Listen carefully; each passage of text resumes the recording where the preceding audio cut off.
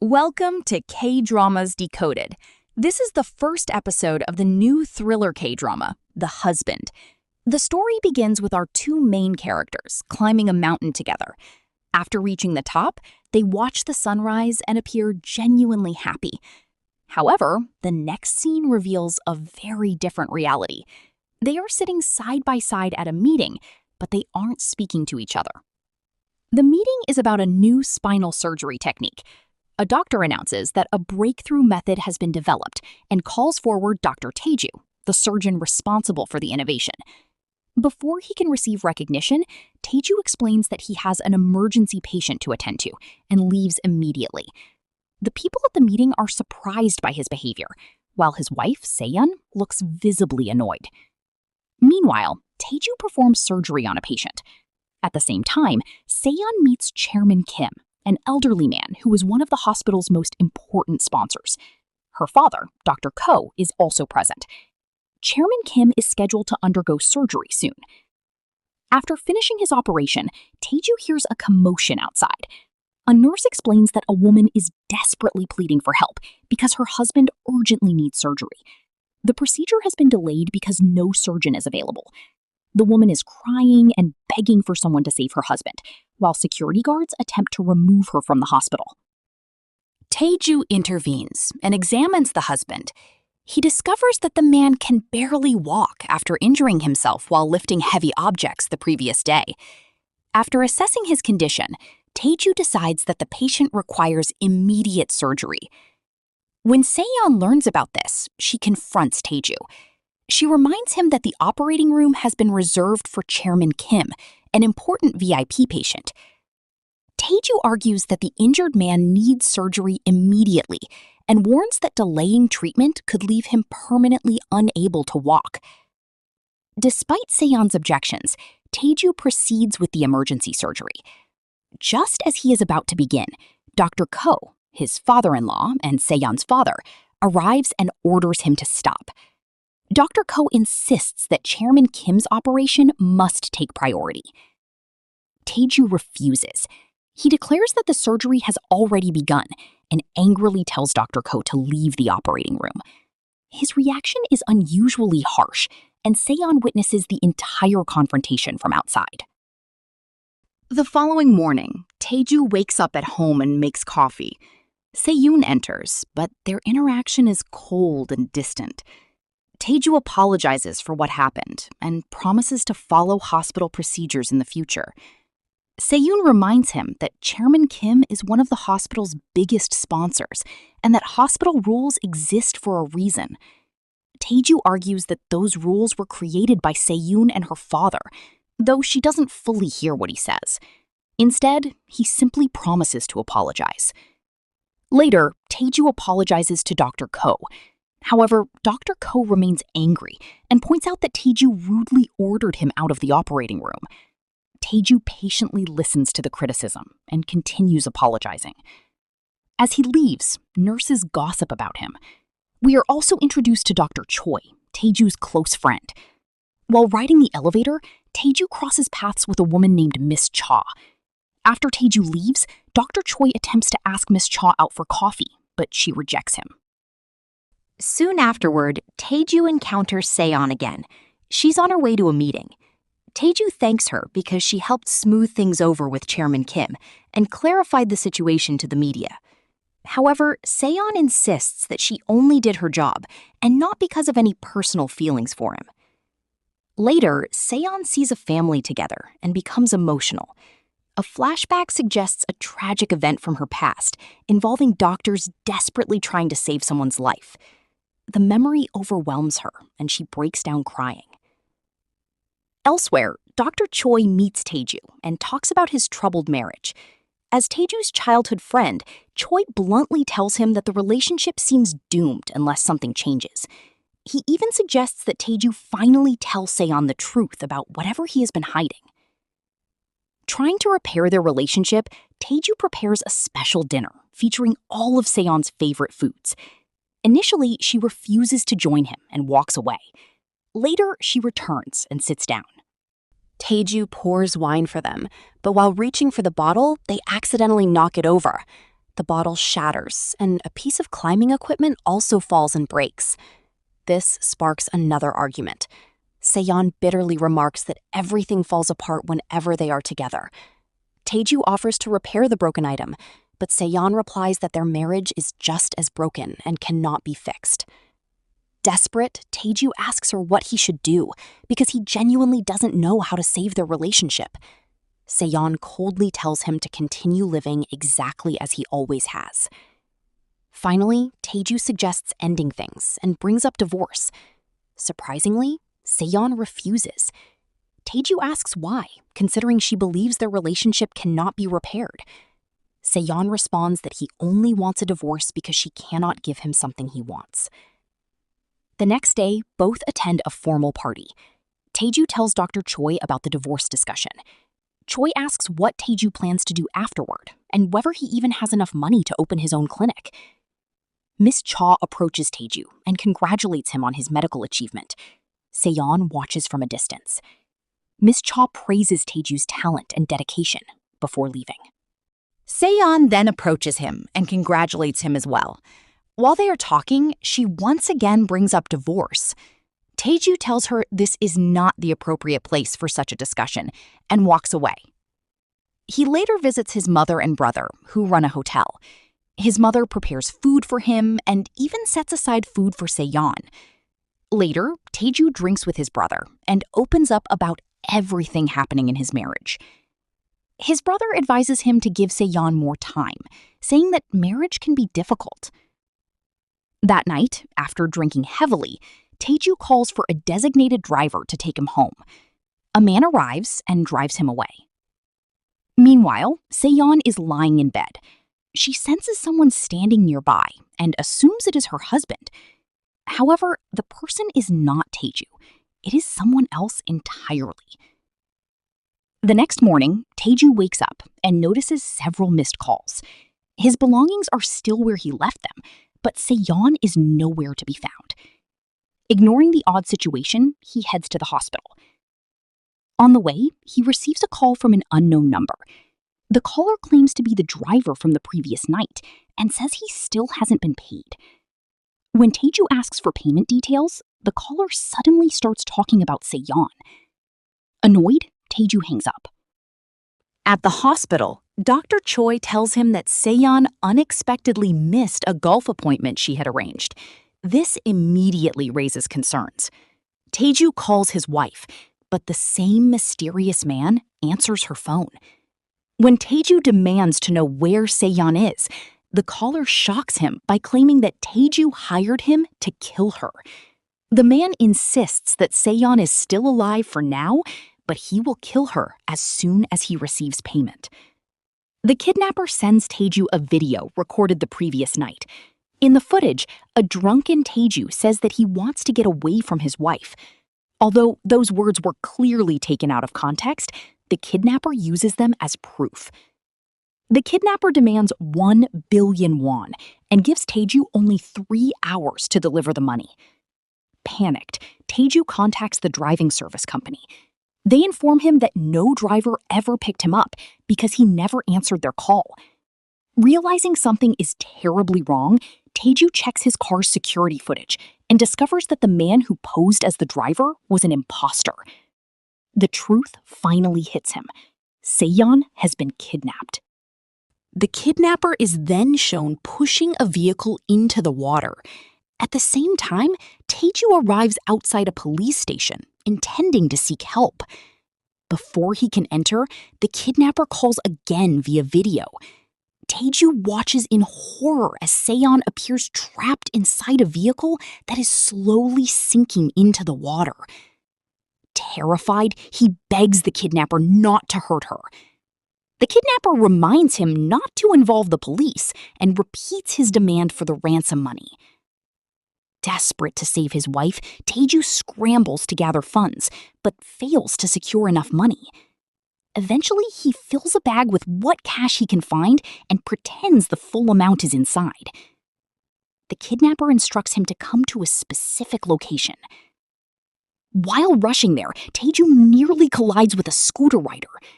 The rider crashes, and Tae-joo gets out to help him. Suddenly, the writer asks, "Where is the 1 billion won?" Before Tae-joo can react, the man repeats the question. Realizing this is connected to the kidnapping, Tae-joo tries to understand what is happening. But before he can do anything, the man shocks him with a stun device, knocking him unconscious. And with that shocking cliffhanger, episode 1 comes to an end. The episode picks up immediately after the shocking cliffhanger from episode 1. After being knocked unconscious by the mysterious scooter rider, Kang Tae-joo finally wakes up. 3 children are gathered around him, trying to wake him. Confused and disoriented, Tae-joo quickly checks himself and realizes that the knife he had brought for protection is still with him. He rushes back to his car, only to discover that the bag containing the ransom money has disappeared. Desperate, he asks the children if they saw where the scooter rider went. They point him in a certain direction, and Tae-joo immediately begins searching the area. After looking around, he notices smoke in the distance. When he gets closer, he makes a horrifying discovery. His ransom bag is burning in a fire. The money he worked so hard to gather is being destroyed right in front of his eyes. As he stares at the flames, his phone rings. The caller is the kidnapper. For the first time, Tae-joo gets a better look at the man tormenting him. The kidnapper, known as Noh Man-hee, is watching him from the rooftop of a nearby hospital foundation building. Noh Man-hee angrily accuses Tae-joo of trying to trick him. Tae-joo desperately apologizes and admits the truth. Because he couldn't gather the full amount in time, he mixed real money with fake bills. He explains that he only had a short amount of time and had no other choice. A flashback reveals what happened at the bank. Instead of withdrawing the full ransom amount, Tae-joo had only managed to secure a small portion of the money and filled the rest of the bag with counterfeit bills. Noh Man-hee isn't interested in excuses. Furious, he threatens to kill Se-yoon and claims that Tae-joo has left him with no other option. At that moment, Tae-joo notices that his father-in-law, Dong-chan, is calling him. Seeing a possible solution, Tae-joo begs for more time. He tells Noh Man-hee that his father-in-law may be able to provide the money. Man-hee reluctantly allows him a little more time. As the conversation ends, the episode shifts into a series of flashbacks that reveal how Tae-joo and Se-yoon first met. Years earlier, Tae-joo was a quiet university student who spent most of his time alone in the library. Se-yoon noticed him long before he noticed her. She would often watch him studying by himself and gradually became curious about him. Eventually, she finds an excuse to approach him. Over time, the two begin spending more time together. They share drinks, have long conversations, and slowly get to know each other. During one conversation, Se-yoon asks him why he always keeps to himself. Tae-joo explains that he feels comfortable being alone. But Se-yoon challenges that idea. She suggests that maybe he's only convinced himself that he's comfortable because he's become used to loneliness. The flashbacks continue to show how their relationship gradually developed. One day, after Se-yoon suddenly disappears for several days, Tae-joo becomes worried. When she finally reappears on a rainy day, she asks to share his umbrella. Unable to hide his concern, Tae-joo asks where she has been. Se-yoon reveals that she had been sick with the flu. Then she surprises him by admitting that she had been thinking about him the entire time. She tells him that while she was resting at home, she kept wondering whether he was sitting alone in the library by himself. Se-yoon then makes a promise that changes everything. She tells him that he won't have to be alone anymore because she plans to stay by his side. The memory ends on a warm note, reminding viewers just how deeply these two once loved each other. Back in the present, Se-yoon finally wakes up. She quickly realizes that she has been tied up and transported to another location. Panicked, she begins looking around and tries to understand where she is being held. Meanwhile, Tae-joo arrives at the home of Se-yoon's parents and finally reveals the truth about the kidnapping. He shows them the photographs and evidence he has received. Se-yoon's parents are horrified. They struggle to understand who would want to target their daughter. Tae-joo almost tells them about the video in which the kidnapper claimed he hired him, but at the last moment, he decides to keep it a secret. Instead, he simply says that the kidnapper hasn't sent anything else. Se-yoon's mother immediately insists that they pay whatever amount is necessary. The family begins arranging the ransom money. Later, while driving with Dong-chan, Tae-joo attempts to explain himself. Before he can say much, Dong-chan bluntly tells him what he believes. He accuses Tae-joo of being the reason his daughter is caught up in this nightmare. According to Dong-chan, Se-yoon has never made enemies. If she has become a target, it must somehow be connected to Tae-joo. Tae-joo remains silent. When they arrive at the house, another surprise is waiting.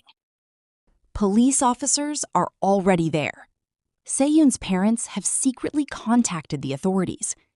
Detective Do-sik begins taking statements and gathering information about the kidnapping.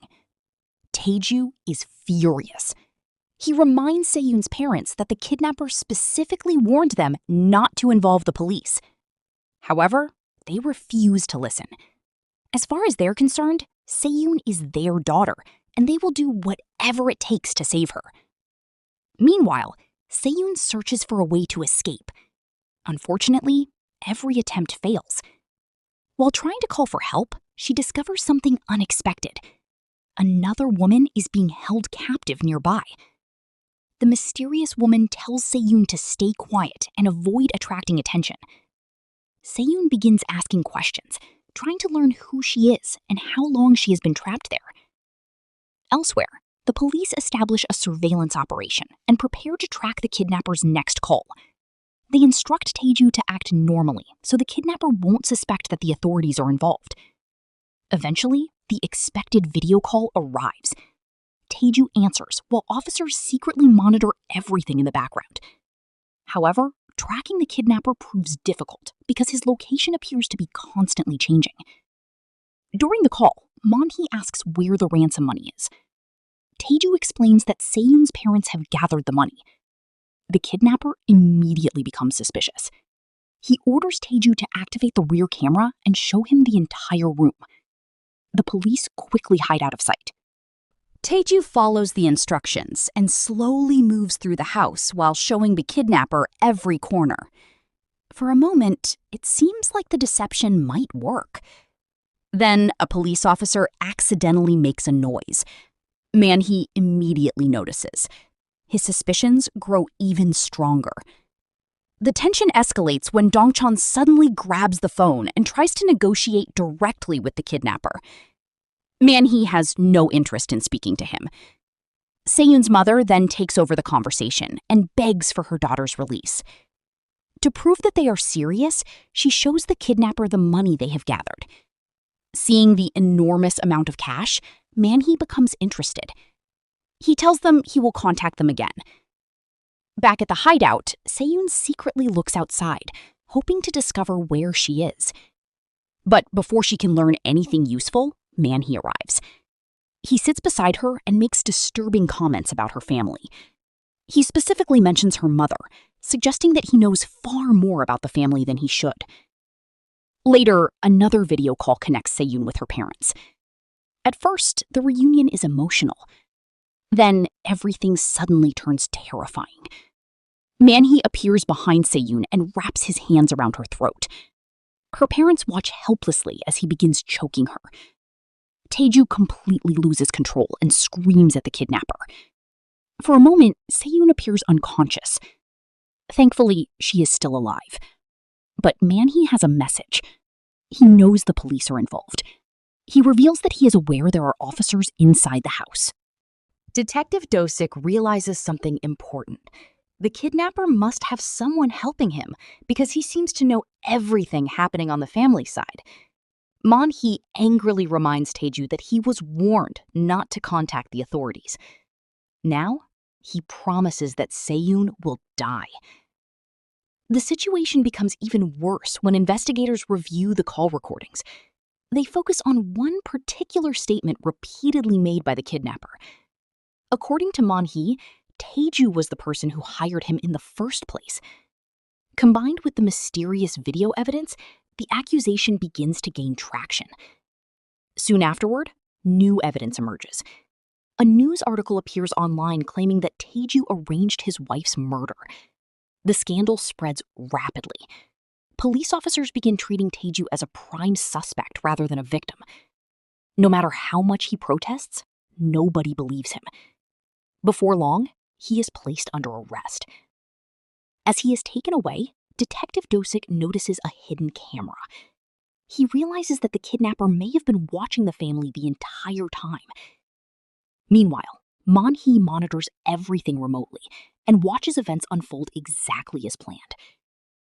At the police station, Tae-joo is interrogated. Investigators pressure him to confess and repeatedly ask where Se-yoon is being held.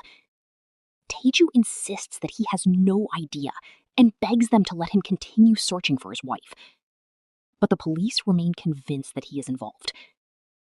Later, while alone in a restroom, Tae-joo feels completely trapped. No one believes him. His wife is still missing, and time is running out. Just when it seems like he has reached the end of the road, he notices a mysterious man standing nearby. The stranger introduces himself as Soo-hyung. Tae-joo demands to know who he is. Soo-hyung calmly responds with a shocking statement. "I know you're innocent." He then reveals that he knows Tae-joo did not arrange his wife's kidnapping. And with that shocking revelation, episode 2 comes to an end. Episode 3 opens with a flashback to the past, showing Tae-joo and Se-yoon's wedding. They appear happy and deeply in love, making it clear that their marriage wasn't always filled with conflict. The story then jumps to another heartbreaking memory. Se-yoon arrives at the hospital carrying their young child, who is seriously ill and needs emergency surgery. The child is immediately taken into the operating room. While the surgery is taking place, Se-yoon repeatedly calls Tae-joo, desperately trying to reach him, but he never answers his phone. The doctors do everything they can to save the child, but despite their efforts, the surgery fails. They come out and tell Se-yoon that her child has died. Se-yoon is devastated. She completely breaks down in tears. A few moments later, Tae-joo finally arrives at the hospital. Instead of comforting him, Se-yoon explodes with anger. She shouts that he wasn't there when their child needed him most and accuses him of letting their child die alone. She tells him that everything is his fault because he never came. The episode then returns to the ending of episode 2. Tae-joo is still speaking with Soo-young. Soo-young tells him that he is the only person who knows whether Tae-joo is truly innocent and claims that he is the only one who can help him. Suddenly, the lights throughout the building go out. One of the detectives walks in to check on Tae-joo. At first, Tae-joo stays silent, but then he says he's in the bathroom and will come out shortly. Once the detective leaves, Soo-young gives Tae-joo a location and tells him that he must arrive there before 11 p.m. If he doesn't, he'll never see Se-yoon alive again. Afterward, Tae-joo leaves the room and is taken away for another police interview. Meanwhile, Se-yoon wakes up inside the room where she's being held captive. She notices a strange hourglass-like device beside her. Sand is slowly falling through it. She remembers what the woman in the neighboring room told her earlier, that when all of the sand runs out, the kidnapper kills his victim.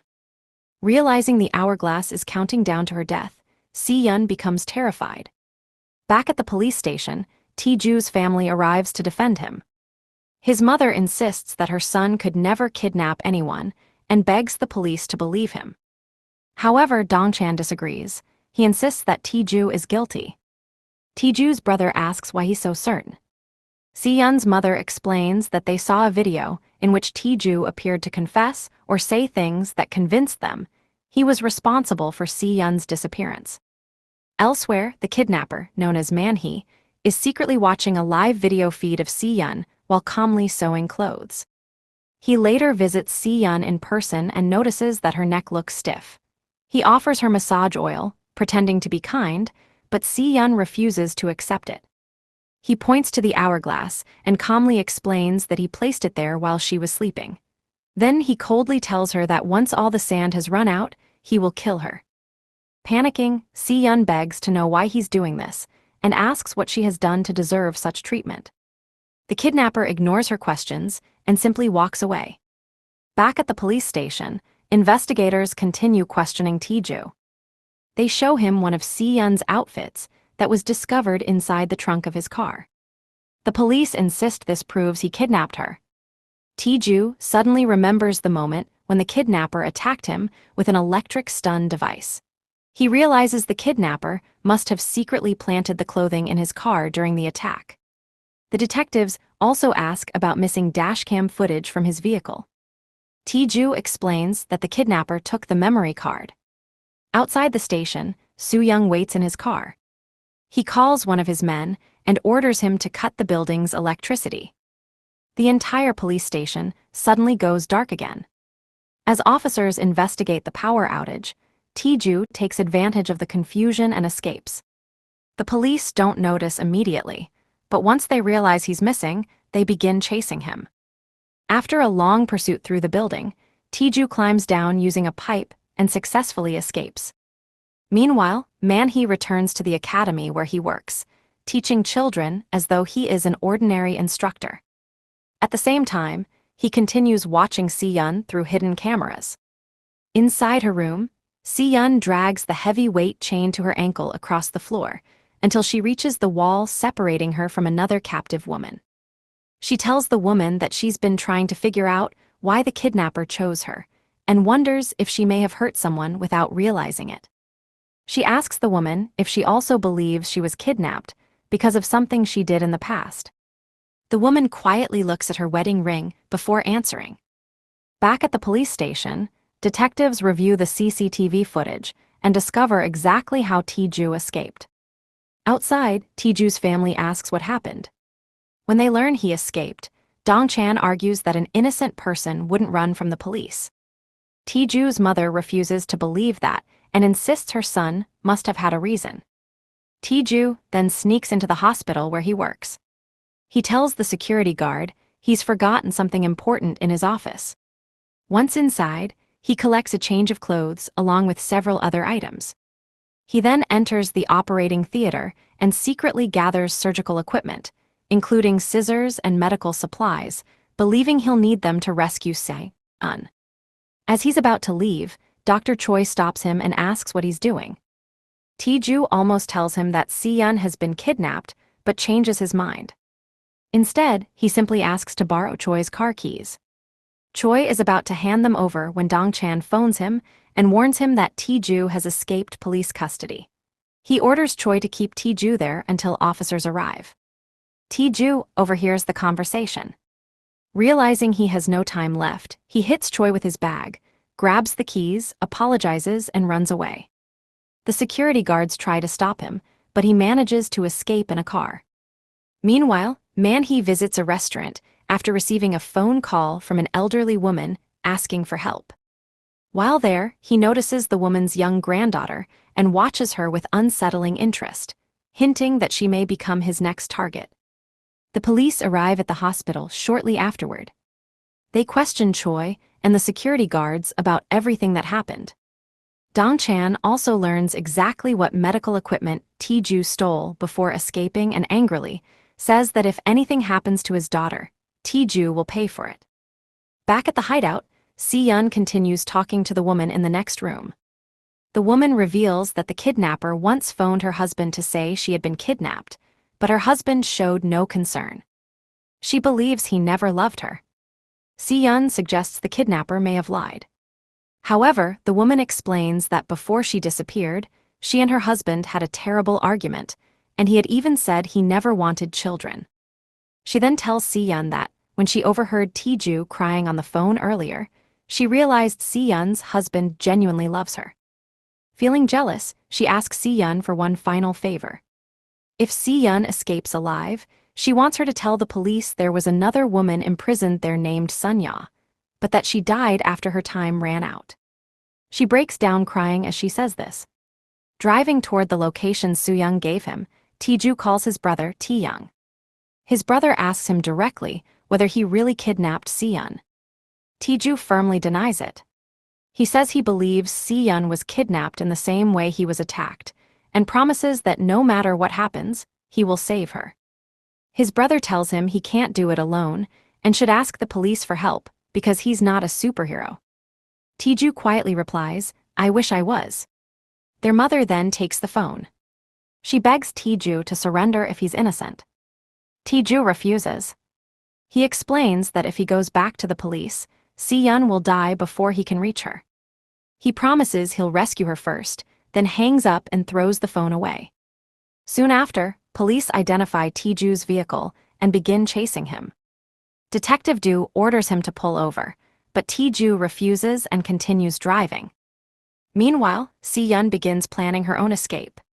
She notices the heavy iron shackle around her ankle and remembers the massage oil the kidnapper left behind. She pours the oil over her ankle and, after several painful attempts, finally manages to slip her foot free. She then examines the room carefully and comes up with a plan. She pulls an exposed electrical wire from a nearby control panel and ties it to a beam overhead. She attaches the heavy iron weight to the wire, intending to use its force to break open the locked door. At the same time, the police chase after Tae-joo reaches its climax. He swerves in an attempt to escape, but one of the police cars crashes into his vehicle. The impact deploys his airbags, leaving his fate uncertain. Episode 3 ends on this cliffhanger. Episode 4 begins immediately after Tae-joo's car crashes while fleeing from the police. When officers surround the vehicle, they discover that Tae-joo has already escaped. He slipped out before they reached the car and is now making his way through the nearby streets on foot. Before long, more officers spot him and another chase begins. One of the officers eventually catches up to Tae-joo, and the two struggle. During the confrontation, the officer is seriously injured. Although Tae-joo desperately needs to continue searching for Se-yoon, he refuses to abandon the wounded policeman. Using his medical knowledge, he performs first aid to stabilize the officer before calling the hospital to send an ambulance. Only after making sure help is on the way does he continue running. Meanwhile, Se-yoon continues trying to escape from the room where she is being held. Having already freed her foot from the ankle shackle, she uses the heavy iron weight that had been chained to her leg. She ties an electrical cable around it and repeatedly swings the weight into the locked door until it finally breaks open. Se-yoon quietly steps into the hallway. Although she finally has a chance to escape, she refuses to leave without helping the woman imprisoned next door. She rushes to Sun-ya's cell and begins searching through a large collection of keys hanging nearby. Sun-ya begs Se-yoon to stop wasting time and save herself instead, believing she has no chance of surviving. Se-yoon ignores her and desperately tests one key after another. Just as she finally unlocks the cell door, Man-hee returns to the hideout. He catches Se-yoon before she can free Sun-ya and drags her back into captivity, ending her escape attempt. Elsewhere, Tae-joo finally reaches the address that Soo-young secretly gave him before he escaped police custody. Expecting to find Se-yoon, he instead arrives at Soo-young's home. Furious, Tae-joo immediately points his gun at Soo-young and demands to know where his wife is. He accuses Soo-young of working together with the kidnapper after noticing photographs of Se-yoon, himself, and another missing woman inside the house. Soo-young explains that the other woman in the photographs was his own wife. He reveals that 6 years earlier, she was kidnapped by the exact same man. At the time, Soo-young was a detective. While working at the police station, he received a phone call. Instead of hearing his wife's voice, he heard the kidnapper. The kidnapper sent him photographs, proving that his wife was alive, before demanding a ransom. Soo-young immediately paid the money. However, the kidnapper later demanded even more money, increasing the total ransom to 100 million won. Desperate to save his wife, Soo-young followed every instruction and delivered the additional money to the agreed location. Even after receiving the full ransom, the kidnapper never returned his wife. Instead, he later contacted Soo-young again and cruelly claimed that everything happened because of a mistake Soo-young had made, although he refused to explain what that mistake was. Since then, Soo-young has spent 6 years secretly investigating similar disappearances and collecting evidence, convinced that the same serial kidnapper is responsible. He recognized the kidnapper's voice during Tae-joo's phone conversation and immediately realized the same man had returned. Soo-young admits that he approached Tae-joo because he intended to use him as bait to finally lure the killer into the open. Still unwilling to trust him, Tae-joo injects Soo-young with an anesthetic and demands to know where Se-yoon is. Soo-young insists he is telling the truth and shows Tae-joo years' worth of investigation files documenting numerous victims connected to the same criminal. He tells Tae-joo that the only realistic way to rescue Se-yoon is to prepare the ransom money, follow the kidnapper's demands, and force him to reveal himself. Back at the hideout, Se-yoon regains consciousness. This time, her hands have been restrained, while the ankle shackle has been removed. That evening, Man-hee walks through the corridor carrying a large hammer. Believing she is about to die, Se-yoon desperately begs him to spare Sun-ya instead. Ignoring her cries, Man-hee walks into Sun-ya's room. From her own cell, Se-yoon hears Sun-ya quietly praying as she prepares herself for death. Although the attack itself is not shown, it is heavily implied that Man-hee kills her. Following Soo-young's instructions, Tae-joo goes directly to his in-laws' home and demands 3 billion won in cash. His in-laws immediately assume he kidnapped Se-yoon for money and refuse to believe he is trying to save her. Tae-joo refuses to explain his plan. Instead, he fires his gun into the walls of the house to convince them he is serious. Terrified, they hand over the money. Tae-joo immediately leaves with the ransom. The following morning, Se-yoon's parents report everything to the police. They angrily criticize the investigation, insisting the police should have captured Tae-joo long ago instead of allowing him to threaten them inside their own home. News reports quickly spread the story across television. Hospital staff, including Tae-joo's colleagues, are shocked to see reports claiming he robbed his own in-laws at gunpoint. Meanwhile, Man-hee watches the same news report.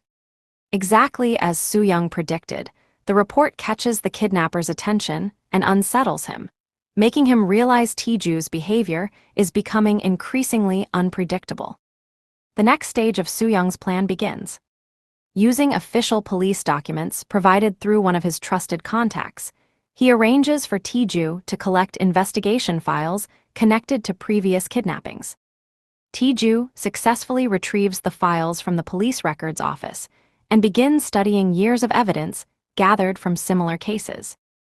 Back at the hideout, Man-hee visits Se-yoon again.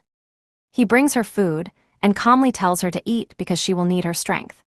He then tells her to think carefully about what her husband has done that caused her to end up in this situation, once again suggesting that every victim is somehow being punished for another person's wrongdoing.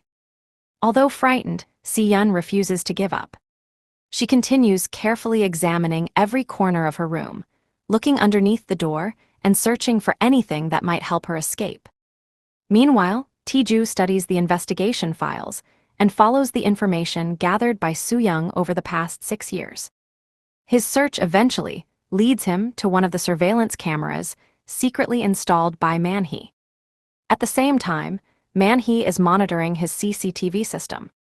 Suddenly, one of the camera feeds activates.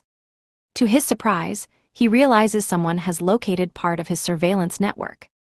That person is Tae-joo. For the first time since Se-yoon's kidnapping, Tae-joo is getting dangerously close to discovering the kidnapper's hideout, while Man-hee realizes his carefully hidden operation may finally have been exposed. Episode 4 ends with both men unknowingly closing in on one another, setting up the confrontation to come in the next episode. After spending the last few episodes constantly running from danger, Tae-joo finally decides that enough is enough. Instead of remaining the hunted, he turns the tables and becomes the hunter. So without wasting any more time, let's get started. The episode begins immediately after the tense confrontation from the previous episode. Tae-joo now has access to the surveillance cameras and decides to use them to his advantage. Instead of waiting for Noh Man-hee to make the next move, Tae-joo forces him into a phone call. For the very first time, he isn't simply reacting to the kidnapper's demands. He's taking control of the situation himself. During the call, Tae-joo completely changes the rules of the game. He uses the 3 billion won ransom money as bait, showing Noh Man-hee that the money is no longer something he's desperately trying to protect. Instead, he's willing to use it as a weapon to gain the upper hand. This marks a huge turning point in the story because Tae-joo finally realizes that as long as he keeps playing by Noh Man-hee's rules, he'll never be able to save his wife. To prove that he's serious, Tae-joo does something that shocks everyone. He actually sets the money on fire. Rather than allowing Noh Man-hee to control him through greed and fear, Tae-joo makes it clear that he'd rather destroy the money than continue being manipulated. It's an incredibly risky move, but it has exactly the effect he wants. For the first time, Noh Man-hee is caught off guard. The confident kidnapper, who always seemed to have complete control, suddenly begins to hesitate because he can no longer predict Tae-joo's actions. At this point, it becomes obvious that Tae-joo has changed completely. Earlier in the drama, he carefully calculated every decision because he was afraid of losing everything. But now, after everything he's been through, he has reached the point where he no longer cares about the money. His only priority is saving his wife, and that makes him far more dangerous than before.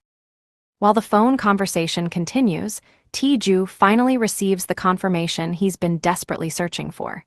He learns that Se-yoon is still alive. Even though this is only a brief moment, it gives him renewed hope and convinces him that he still has a chance to rescue her. However, Noh Man-hee doesn't allow Tae-joo to enjoy that victory for long.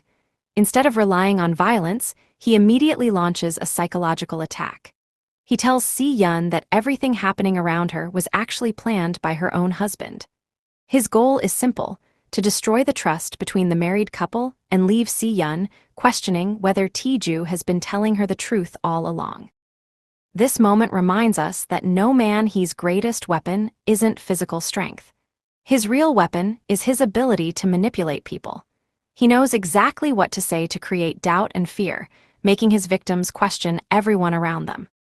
Meanwhile, Tae-joo continues searching for clues. He visits the private investigator's office, where he discovers an unusual sun-shaped steel button. At first, it seems like a small and insignificant object, but Tae-joo suddenly remembers something important. One of his former patients had once lost a button that looked exactly the same.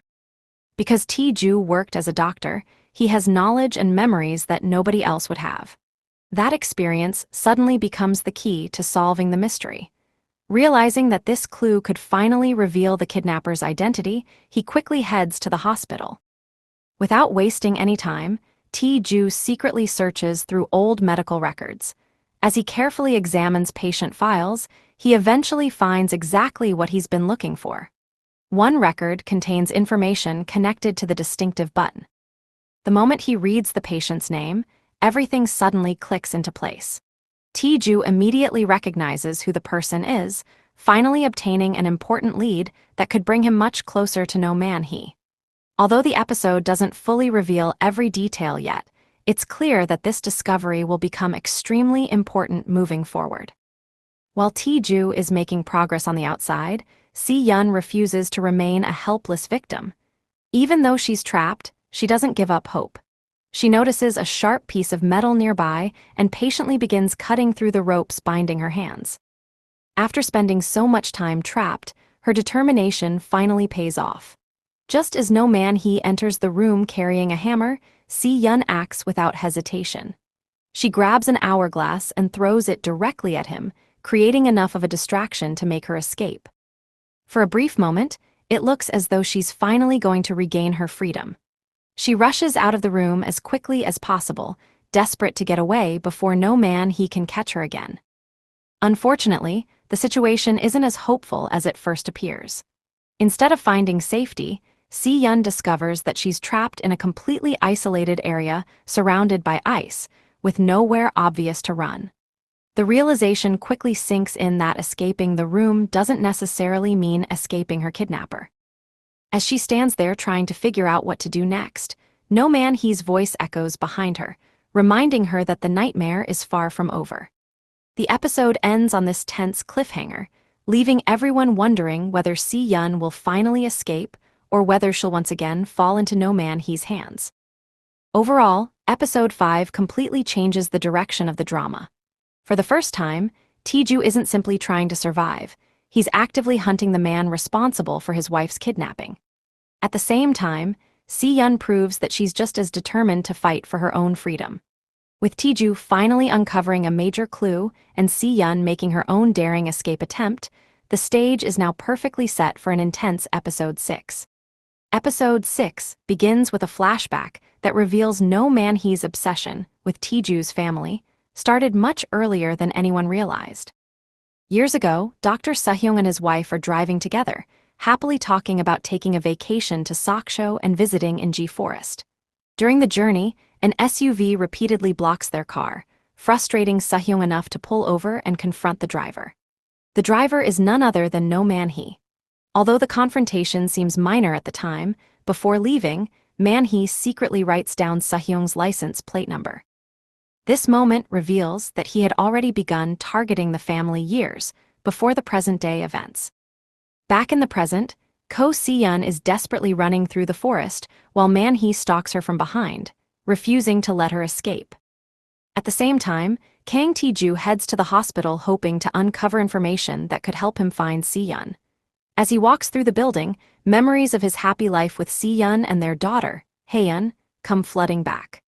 One memory shows the family celebrating Haeun's second birthday, reminding Tae-joo of everything he is fighting to protect. However, his search quickly goes wrong. While trying to access Se-yoon's confidential medical records, the hospital's security system detects the unauthorized access. Security immediately alerts the police, forcing Tae-joo to abandon his search and flee before officers arrive. As he attempts to escape, he unexpectedly runs into Myung-hee. Moments later, police officers question Myung-hee, asking whether she has seen Tae-joo. Instead of exposing him, she stays calm and deliberately misleads the officers, giving Tae-joo enough time to escape through another route.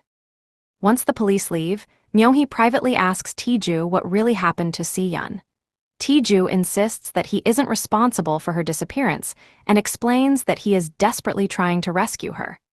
After hearing his sincerity, Myung-hee believes him and allows him to leave. Meanwhile, Dr. Choi unknowingly helps the police by pointing out another exit from the hospital, while the police chief starts becoming suspicious of Dr. Ko because of his unusually defensive behavior during the investigation. Elsewhere, Se-yoon finally manages to escape from the forest and reaches a nearby road. Exhausted and terrified, she desperately asks a passing woman for help. The woman introduces herself as Kim Kyung-ae and appears kind and sympathetic. She agrees to drive Se-yoon to the police station and even hands her a phone so she can call for help. Believing she has finally found someone she can trust, Se-yoon lets her guard down. But it is all another trap. Kyung-ae secretly drugs Se-yoon, causing her to lose consciousness. When Se-yoon wakes up, she makes a horrifying discovery.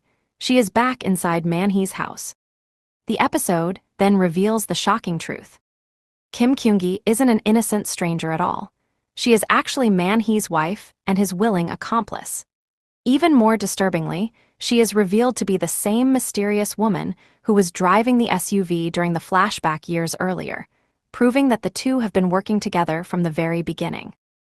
As Se-yoon tries to understand everything that has happened, another terrifying truth comes to light.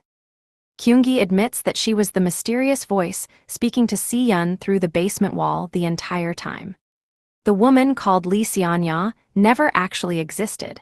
It was all a psychological game designed to make Se-yoon believe another prisoner was trapped nearby, giving her false hope before destroying it completely. The revelation completely shatters Se-yoon emotionally. Man-hee then takes his manipulation even further. He shows Se-yoon a video that appears to show Tae-joo discussing plans to have her killed.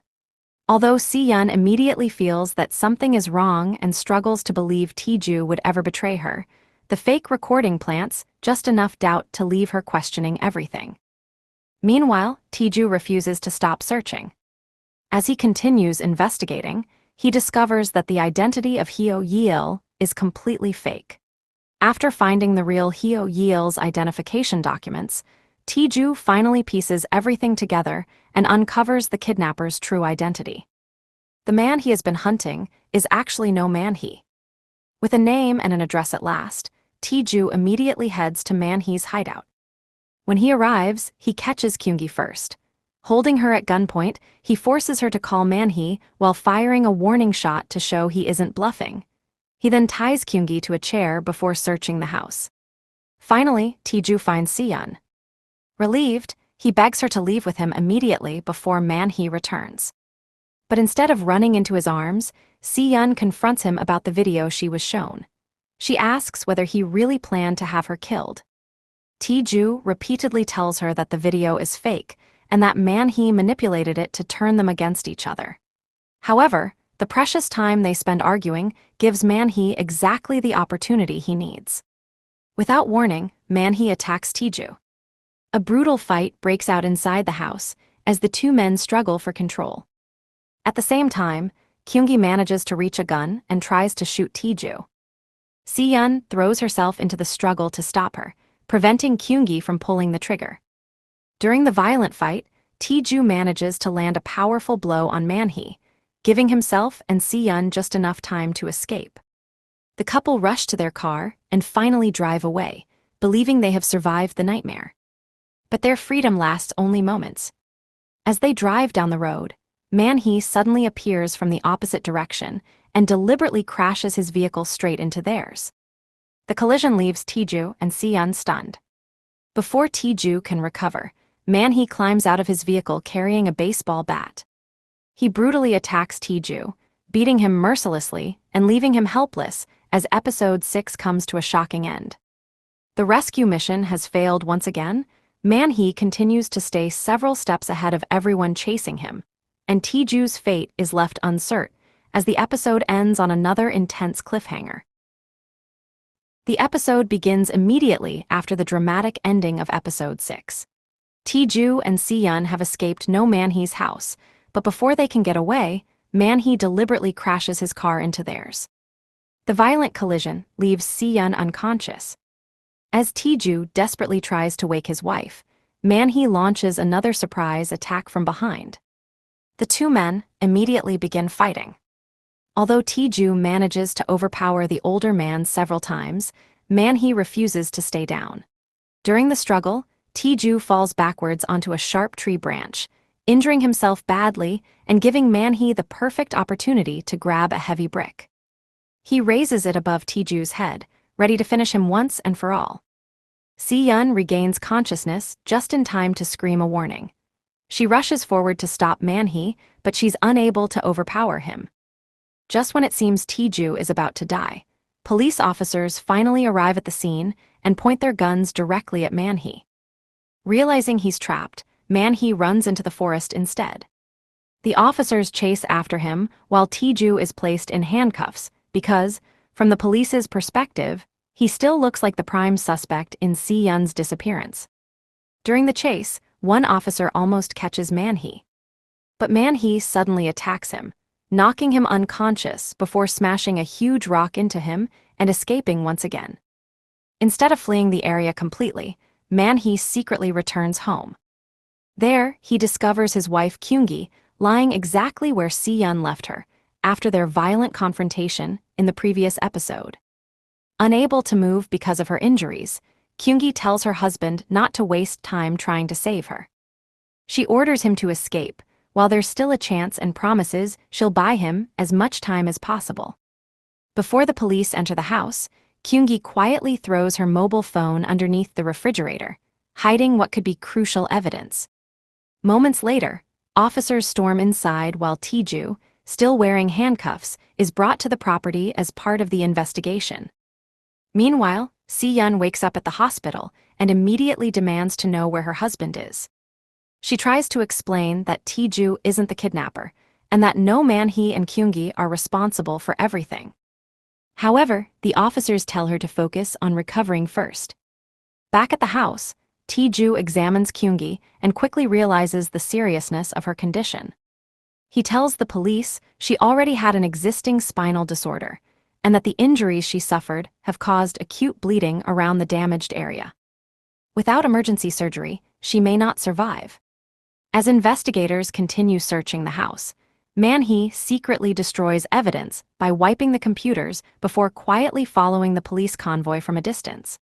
The search also uncovers several disturbing items, including a massive hammer that could have been used during previous crimes. Everyone eventually arrives at the hospital.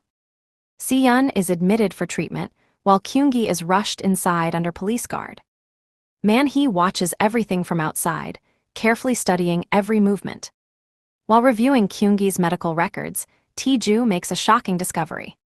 She had already undergone an MRI at this very hospital months earlier.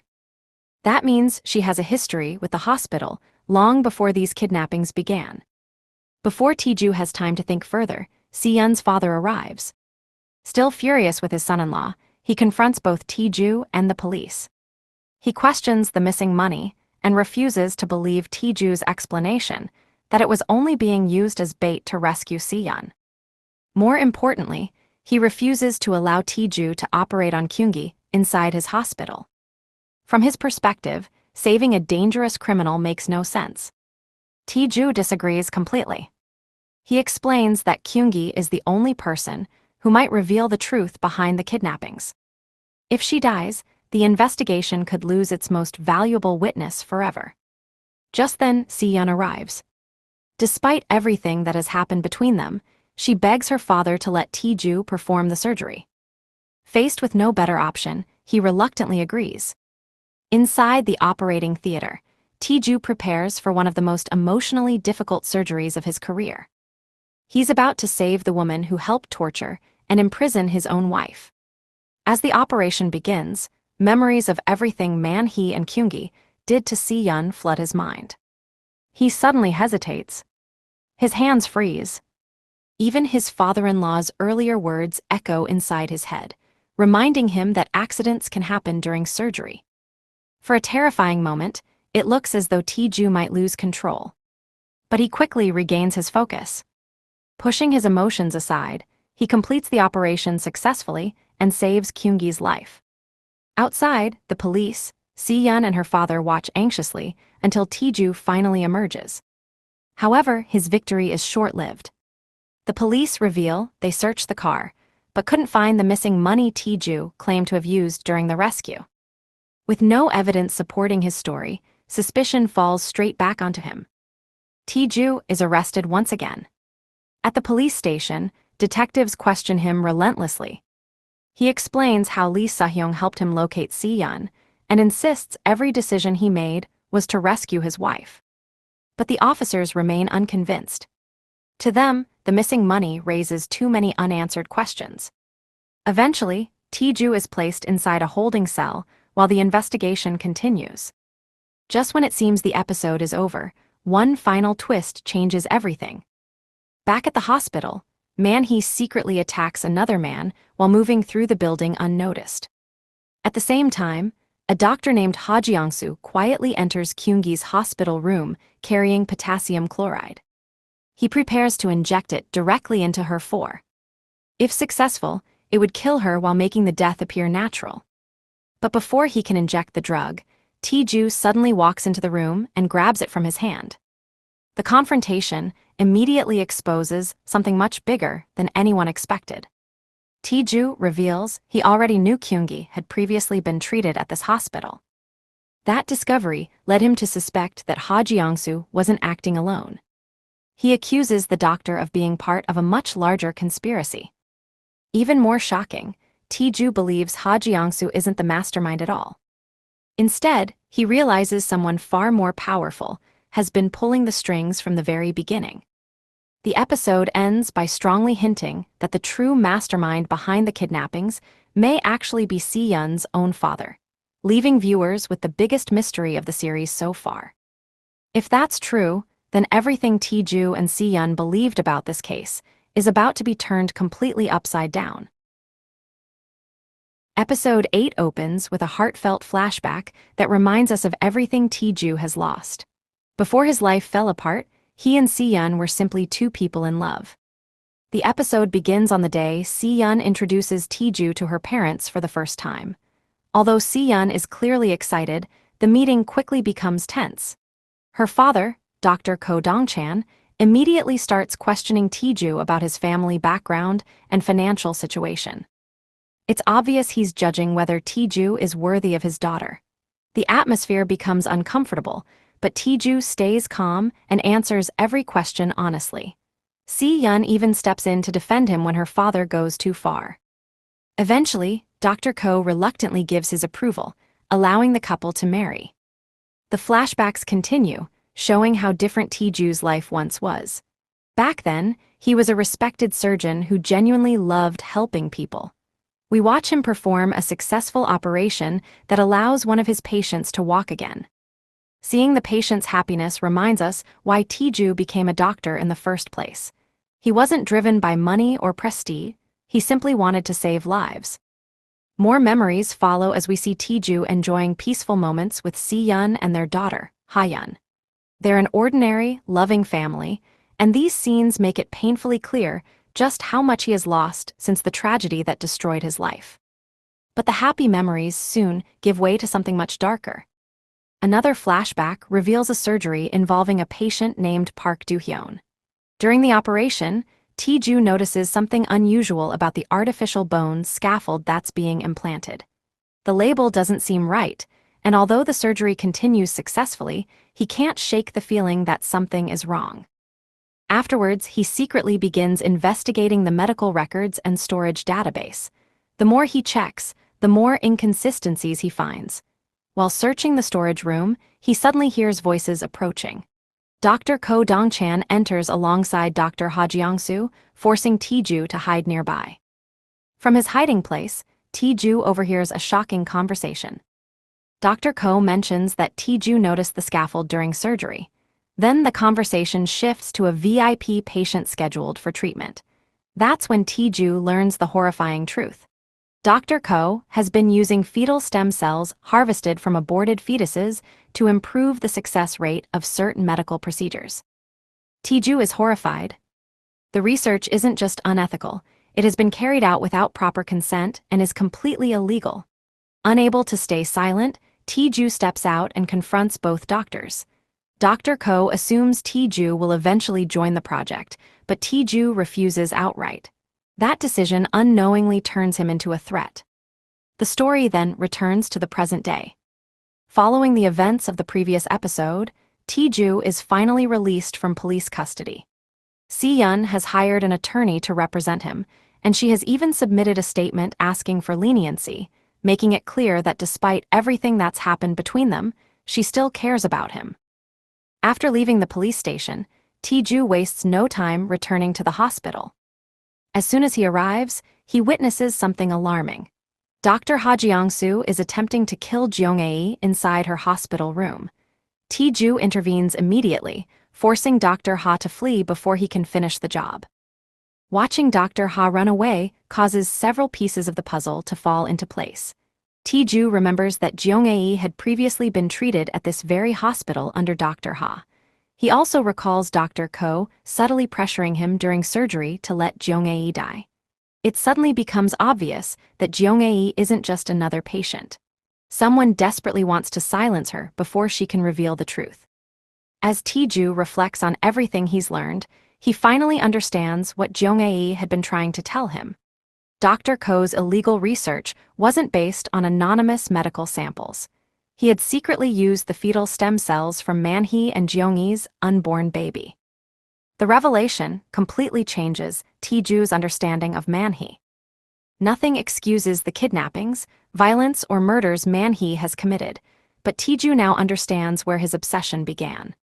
Man-hee and Kyung-ae lost their unborn child, only to discover that their baby's remains had been exploited for illegal medical research without their knowledge or consent. Their unimaginable grief eventually twisted into revenge. Meanwhile, Se-yoon remains at her parents' home, struggling with everything she's recently learned. She keeps thinking about the video Man-hee showed her and wonders whether Tae-joo has been hiding the truth from her all along. Her thoughts are interrupted when she hears her father angrily arguing before rushing outside.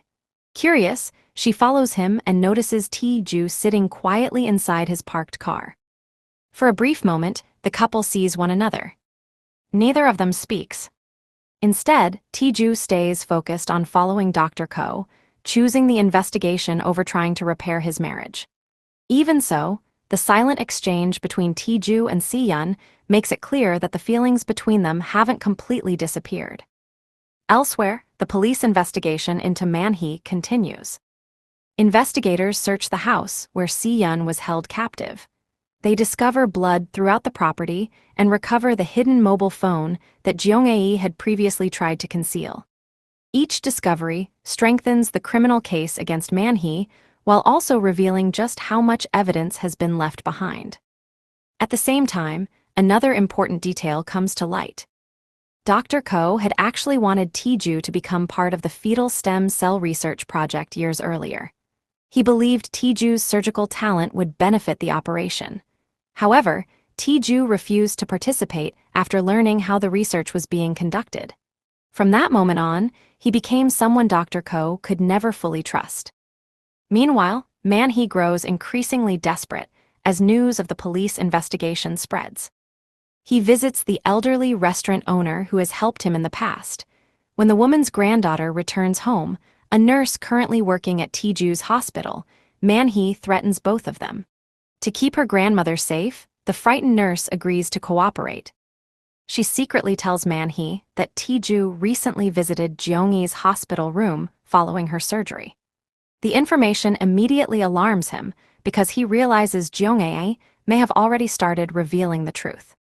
As the episode heads toward its climax, Dr. Ko arrives at the hospital planning to meet Dr. Ha. Instead, he finds Tae-joo waiting for him. The confrontation is tense from the very beginning. Tae-joo directly accuses Dr. Ko of being connected to Kyung-ae and demands answers. During their confrontation, it becomes clear that Dr. Ko has known Kyung-ae for years. Tae-joo also remembers Kyung-ae's words before her operation. She claimed that Dr. Ko had been extending his own lifespan by using unborn babies as part of his illegal medical research. Rather than deny everything, Dr. Ko coldly tells Tae-joo that if he wants the complete truth, he should ask either Kyung-ae or Dr. Ha Jiang-soo. Then he simply walks away. Determined not to let another lead disappear, Tae-joo follows him through the hospital corridors.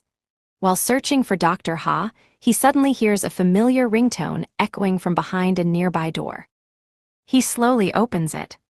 Inside, Dr. Ha Jiang-soo is lying motionless on the floor. Beside his body is a syringe containing potassium chloride, strongly suggesting he has been killed before he could expose the conspiracy.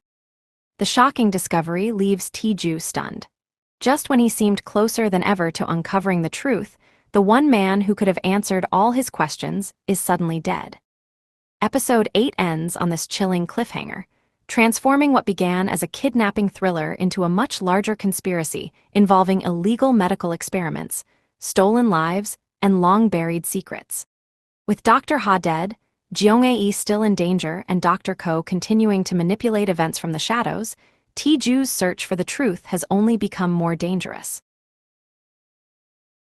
This episode takes the mystery in a completely new direction as the investigation moves beyond the kidnapping itself and begins exposing the corruption hidden inside the hospital. What first looked like a crime committed by desperate kidnappers slowly turns into a much larger conspiracy, suggesting that the people responsible may have been victims long before everything began. Let's jump straight into it. The episode opens with Tae-joo continuing to investigate the kidnapping case, but unlike everyone else, he refuses to believe the official explanation. Although the police now believe they've solved the case, Tae-joo can't shake the feeling that something doesn't add up. His suspicions are focused more than ever on his father-in-law, Dr. Ko. The authorities have concluded that Dr. Ha was the mastermind behind the hospital's illegal medical practices, and that he recruited Man-hee and Kyung-ae to kidnap Se-yoon. To everyone else, the case is almost over. The police now only need to find Man-hee and officially close the investigation. But Tae-joo isn't convinced. He keeps thinking back to Kyung-ae's testimony and realizes that she may have only known part of the truth. Instead of believing Dr. Ha controlled everything, Tae-joo starts wondering whether Dr. Ha was simply another pawn being manipulated by someone far more powerful. That single possibility changes the way he approaches the entire investigation. Rather than accepting the obvious answers, Tae-joo begins looking for the person pulling the strings behind the scenes. Meanwhile, at the police station, officers continue wrapping up their version of events. They confidently conclude that Dr. Ha organized the unethical medical research, while Man-hee and Kyung-ae carried out the kidnapping under his instructions. Their only remaining objective is capturing Man-hee. However, not everyone in the department shares that confidence. Senior Detective Doo-sik openly tells Tae-joo that the evidence feels almost too perfect. Instead of proving Dr. Ha's guilt, it almost looks as though someone carefully arranged every clue to make sure the investigation ended with him. Doo-sik suspects that someone much higher up is still hiding in the shadows. Although Tae-joo doesn't respond immediately, his silence says everything. He has already reached exactly the same conclusion. The real mastermind still hasn't been exposed. Determined to uncover the truth, Tae-joo starts investigating something that has bothered him from the very beginning. He wants to know why Kyung-ae was never given the life-saving surgery she desperately needed. For years, Kyung-ae believed the hospital rejected her because of her criminal record. She blamed herself for losing the opportunity to survive. But Tae-joo refuses to believe that explanation. He asks Se-yoon to secretly search through Dr. Ko's office and collect any hospital records connected to the surgery program. Together, they carefully examine the documents. As Tae-joo studies the files, a disturbing pattern begins to emerge. Every patient who was accepted into the surgery program has one thing in common. Each of them has strong connections to wealthy hospital sponsors or influential donors. That discovery completely changes everything they thought they knew. Kyung-ae wasn't rejected because of her criminal past. She was rejected because she had no financial value to the hospital. The life-saving treatment was never based on medical need. Instead, it was reserved for people who could benefit the hospital through money, status, and influence. Patients like Kyung-ae were simply ignored. When the truth reaches her, she is completely devastated. For years, she believed she deserved what happened because of the mistakes she had made. Now she realizes she wasn't abandoned because she was a criminal. She was abandoned because she became another victim of a healthcare system that valued wealth over human life. While Tae-joo continues uncovering the conspiracy, another character begins attracting suspicion. Until now, Man-hee has appeared supportive and trustworthy. But this episode reveals a much more manipulative side to her personality. She deliberately visits Se-yoon and carefully steers their conversation toward Tae-joo. During their discussion, she casually mentions that Tae-joo often comes to her office to talk about his personal problems. The way she describes their relationship makes it sound as though they've become unusually close. Things become even more uncomfortable when Se-yoon notices that Man-hee refers to Tae-joo as Oppa. Although Man-hee acts as if the comment means nothing, it immediately plants doubt in Se-yoon's mind. By the time the conversation ends, Se-yoon begins wondering whether her husband has been secretly meeting another woman behind her back.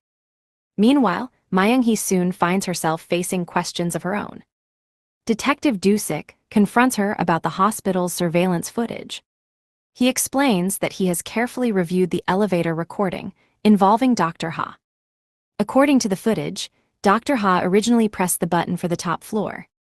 However, immediately after Man-hee spoke to him, he suddenly changed his destination and selected the basement instead. Doo-sik also studies her lip movements during the recording. He believes she said the words, "Well done."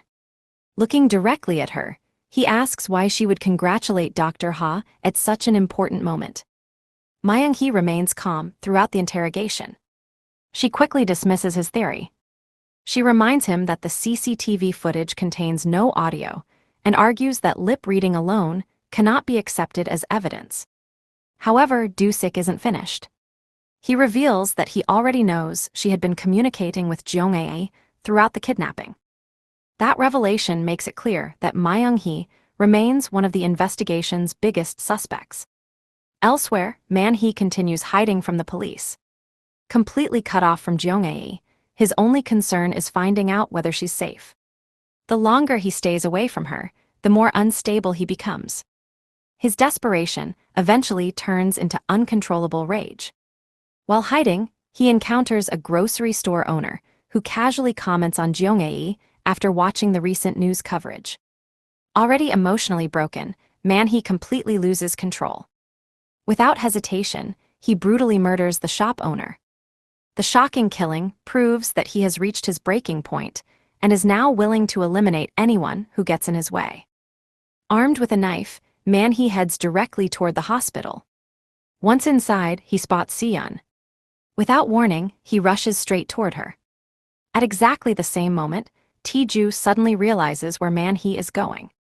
He immediately races through the hospital corridors, desperately trying to reach Se-yoon before it's too late. The episode ends on this intense cliffhanger. Will Tae-joo arrive in time to save Se-yoon? Who is the mysterious mastermind hiding behind the hospital's corruption? And just how many powerful people have been protecting the truth all along? We'll have to wait until episode 10 to find out. Today we're recapping The Husband episode 10, and this is easily one of the biggest episodes of the series so far. We finally learn how Man-hee and Kyung-ae's twisted relationship began. Tae-joo uncovers another heartbreaking truth about his daughter. And just when everyone thinks they've identified the people behind the conspiracy, the drama delivers its biggest twist yet. Let's get straight into it. The episode opens with a flashback that completely changes the way we see Man-hee and Kyung-ae.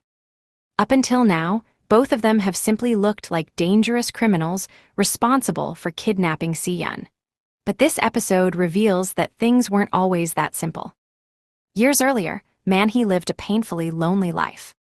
He barely spoke to anyone, kept entirely to himself, survived on very little food, and seemed completely disconnected from society. He wasn't violent. He wasn't aggressive. Instead, he looked more like someone who had simply given up on life. Everything changes when his cheerful neighbor, Kyung-ae, suddenly introduces herself. Unlike everyone else, she isn't afraid of his awkward personality. Instead, she constantly teases him, makes small talk, and slowly encourages him to come out of his shell. It's surprising how quickly they become comfortable around one another. In fact, all of this happens within just a few hours. Kyung-ae even invites him to visit her salon. At one point, she offers him a fish-shaped pastry. Too shy to respond properly, Man-hee awkwardly grabs it and runs away, leaving Kyung-ae laughing behind him. For a brief moment, the episode almost feels like a romantic comedy. Their interactions are surprisingly sweet, making it difficult to imagine where the story is about to go. But everything changes later that night. As Man-hee walks home, he witnesses Kyung-ae being violently attacked by a man demanding money from her. Without thinking, Man-hee rushes over to help. At first, he simply wants to protect her. But in the middle of the struggle, something inside him suddenly snaps. He grabs a nearby hammer and repeatedly strikes the man until he is dead. The murder is brutal. Afterwards, Kyung-ae doesn't scream. She doesn't call the police. Instead, she quietly embraces Man-hee. Together, the two dispose of the body. That same night, Kyung-ae takes him back to her salon. She cuts his hair. The two sit together in silence before she kisses him. From that moment onwards, the episode makes something painfully clear. These weren't two ordinary people who happened to fall in love. They were two deeply broken individuals who found comfort in each other's darkness. Rather than escaping violence, their relationship was built upon it. The story then returns to the present. Inside the hospital, Man-hee finally catches up with Se-yoon. Just as he's about to reach her, Tae-joo arrives in time and pulls her out of danger. A tense chase immediately begins throughout the hospital corridors. Eventually, Tae-joo and Man-hee confront each other directly. During their confrontation, Man-hee makes a shocking confession. He tells Tae-joo that Se-yoon was never his real target. His true mission was always Tae-joo. That revelation completely changes everything. It means someone deliberately manipulated both Man-hee and Kyung-ae into targeting Tae-joo while using Se-yoon as emotional leverage. The kidnapping wasn't simply about revenge. It was part of a much larger plan. Tae-joo then reveals another heartbreaking truth. He explains why Kyung-ae was denied the surgery that could have saved her life. According to everything he's uncovered, Dr. Ha wasn't trying to save her at all. He had actually been ordered to make sure she died. The surgery was never meant to happen. Man-hee is horrified. Realizing Kyung-ae was intentionally abandoned fills him with rage. He can barely control his emotions. But then he reveals another important piece of information. He tells Tae-joo that Man-hee was the one who repeatedly contacted both him and Kyung-ae. She presented herself as someone trying to help them. This leaves Tae-joo completely stunned. If Man-hee had been communicating with them all along, then she clearly knows much more than she has admitted. For Tae-joo, the conspiracy suddenly becomes even bigger. While all of this is happening, Man-hee appears to realize that the truth is closing in on her. She quietly begins preparing to leave. However, before she can disappear, Man-hee tracks her down. The two finally meet face to face. Instead of immediately attacking one another, they share an emotional embrace. It's a surprisingly quiet moment that suggests there's far more history between them than anyone realized. Elsewhere, Tae-joo finally decides it's time to tell Se-yoon the truth he has been hiding for years. Ever since the death of their daughter Ha-yeon, Se-yoon believed Tae-joo had abandoned their child by choosing work over family. That misunderstanding slowly destroyed their marriage. Now, Tae-joo finally explains what really happened. On the day Ha-yeon desperately needed surgery, Dr. Ko forced Tae-joo to operate on an important VIP patient instead. Tae-joo had no choice. If he refused, his career would have been destroyed. While he was saving someone else's life, his own daughter died waiting. For years, Tae-joo carried that unbearable guilt alone. He never told Se-yoon the truth because he didn't want her to lose both their daughter and her faith in her own father at the same time. After hearing everything, Se-yoon completely breaks down. She finally understands that Tae-joo wasn't responsible for Ha-yeon's death. He was another victim of Dr. Ko's greed and corruption. Overcome with emotion, Se-yoon embraces her husband. Years of pain, resentment, and misunderstanding finally begin to disappear. For the first time in a long while, the couple starts healing together. Just when it seems like the mystery is finally coming together, the episode delivers its biggest twist. Everyone has been focusing on Dr. Ko, Dr. Ha, and Man-hee as the possible masterminds behind the conspiracy. But the drama suddenly reveals another name. As Man-hee confronts the person he believes manipulated both him and Kyung-ae from the very beginning, the audience is shocked to discover that the person standing before him is Kyung. Up until now, Kyung has appeared to be one of the kindest doctors in the hospital. He always seemed supportive. He regularly helped Tae-joo. He appeared honest, compassionate, and trustworthy. There was never any reason to suspect him. But the moment Man-hee confronts him, everything changes. Instead of looking nervous, instead of denying the accusations, Kyung slowly smiles. It's not an ordinary smile. It's cold. It's sinister. It's the smile of someone who knows exactly what's happening. Without saying much at all, the episode strongly suggests that Kyung has been controlling events from the shadows all along. If that's true, then almost every major tragedy in the series may somehow connect back to him. The revelation completely reshapes everything viewers thought they knew. It forces everyone to question every interaction Kyung has had throughout the series. Was he helping Tae-joo? Or was he simply manipulating him from the very beginning? The episode ends on this unforgettable cliffhanger, setting up what promises to be an explosive final week. With Tae-joo and Se-yoon finally beginning to heal, Man-hee uncovering devastating truths about Kyung-ae, and Kyung emerging as the mysterious figure hiding in plain sight. The battle for justice is only just beginning. Can Tae-joo finally expose the real mastermind? What role has Kyung truly been playing all this time? And after everything they've suffered, will the victims finally get the justice they deserve? We'll have to wait until episode 11 to find out. Episode 11 of The Husband takes a darker turn, as Tae-joo finally begins to understand who has been manipulating everyone from behind the scenes. What initially looked like a complicated chain of betrayals slowly becomes much clearer. Kyung has been pulling the strings, using Man-hee, Myung-hee, Dr. Ha, and even Jung-ae to protect his own interests. And now, Tae-joo is ready to fight back. The episode begins with Tae-joo leaving to meet Dong-chan.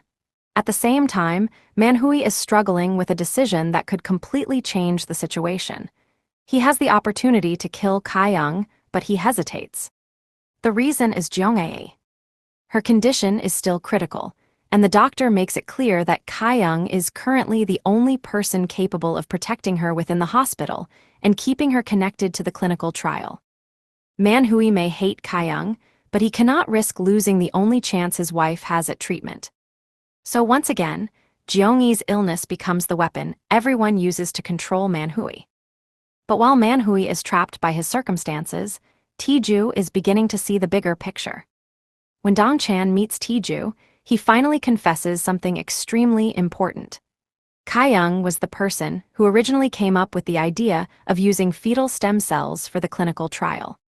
For Tae-joo, this revelation doesn't come completely out of nowhere. He has already been connecting the dots. The strange decisions surrounding the trial, the people being manipulated, the attempts on his life, and the way different characters always seem to benefit Kyung have all started pointing in the same direction. Kyung is the real enemy. But Tae-joo knows that simply accusing him won't be enough. Kyung has protected himself carefully, making sure that other people take responsibility for his crimes while he stays in the background. So Tae-joo and Dong-chan decide to play along. Dong-chan will pretend that he knows nothing and continue behaving normally around Kyung. Meanwhile, they will quietly work on a plan to expose him and eventually bring him to justice. The episode then uses a series of flashbacks to reveal just how much of the current situation was orchestrated by Kyung. We learned that Kyung was directly involved in the plan to eliminate Tae-joo. Rather than confronting Tae-joo himself, he used other people as pawns. Man-hee and his wife were particularly useful because they were desperate. Their entire focus was on Jeong-ee's survival, making them vulnerable to anyone who could promise them a solution.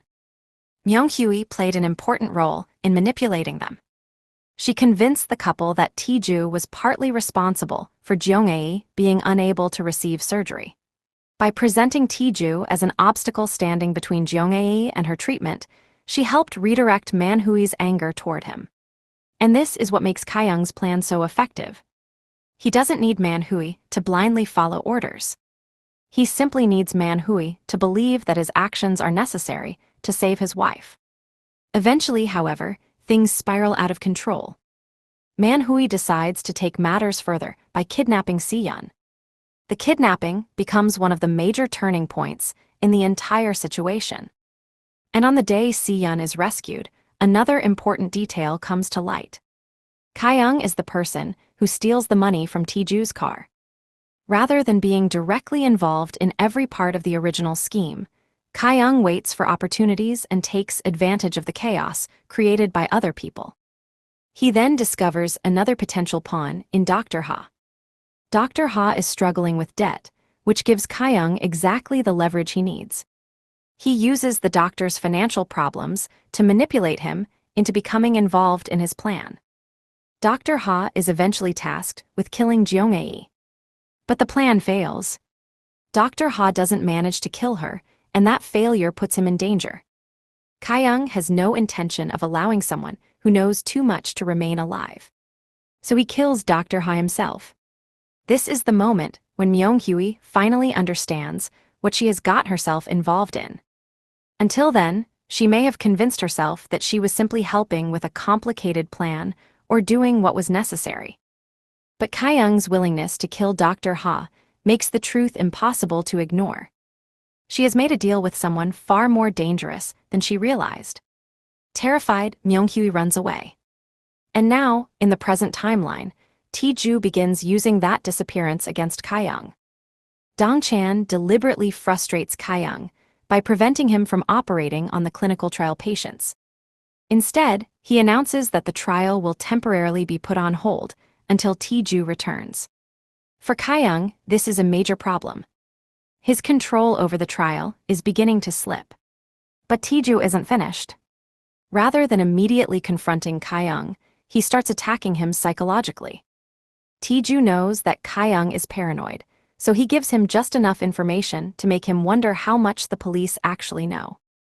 He hints that the police suspect Myung-hee was involved in Dr. Ha's death. More importantly, they are searching for her accomplice. That one statement is enough to put Kyung on edge. Tae-joo then asks the police to investigate CCTV footage covering the fire escape. It's a seemingly small detail, but for Kyung, it could be disastrous. If the footage connects him to the events surrounding Dr. Ha, his carefully constructed protection could start falling apart. Kyung becomes increasingly desperate. And instead of dealing with the problem rationally, he turns his attention toward Kyung-ae. He threatens her and pressures her to keep her end of their agreement. His biggest fear is that Kyung-ae may have told Tae-joo something. Because if she has, Kyung's entire plan could collapse. Meanwhile, Se-yoon confronts her father. She has been learning more about the clinical trial and about what happened on the day her daughter was injured. And she is deeply disappointed by what she discovers. Rather than allowing everything to remain hidden, Se-yoon insists that they need to acknowledge what happened and make amends. This confrontation is important because Se-yoon isn't simply angry about the past. She wants her father to take responsibility. She has already suffered because of everything that happened, and now she refuses to let the people around her continue pretending that none of it matters. Later, Tae-joo reassures Se-yoon that they will eventually be okay. He promises that he will find a way to get justice.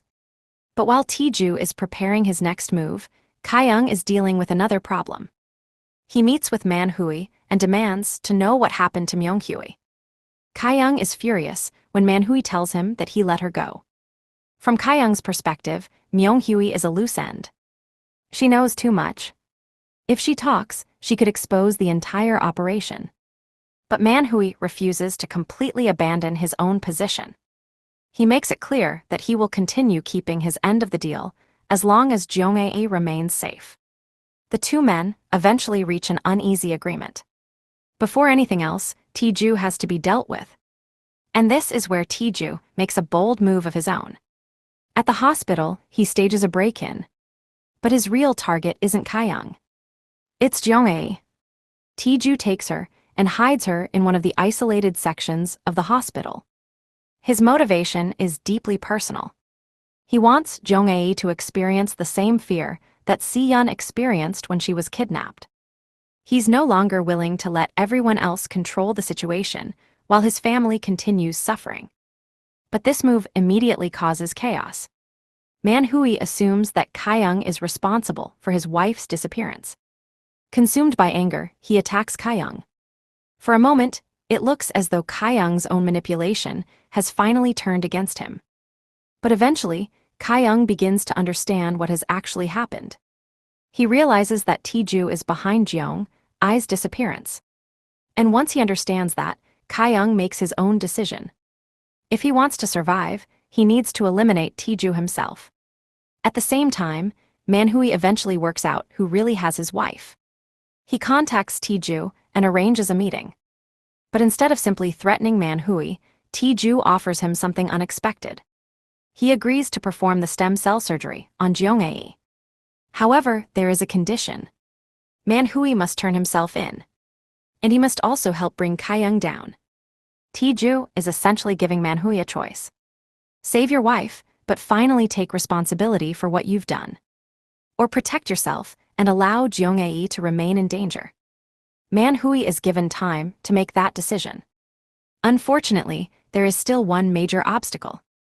Even though Tae-joo and the police are beginning to understand what Kyung has done, they don't have enough concrete evidence to build a case against him. Kyung has been extremely careful. He has made sure that other people are left holding the blame, while he remains several steps removed from the actual crimes. Another flashback reinforces this. We see Kyung's original meeting with Man Hui and Kyung-ae at the hospital. And just like Myung-hee did before him, Kyung manipulates their desperation. He tells them that Tae-joo is one of the biggest reasons the clinical trial cannot save Kyung-ae. Once again, Tae-joo is presented as the villain. It is the same strategy Kyung has been using all along. Identify someone who is already vulnerable, give them someone to blame, and then offer yourself as the person who can supposedly solve their problem. The difference now is that Tae-joo knows exactly what Kyung has been doing. And he is finally fighting back. Near the end of the episode, Man-hee contacts Tae-joo again. He asks him to meet that evening. Tae-joo arrives believing that Man-hee has finally made his decision and is ready to surrender. But instead, he gets a nasty surprise. Kyung appears, and Man-hee and Kyung work together against him.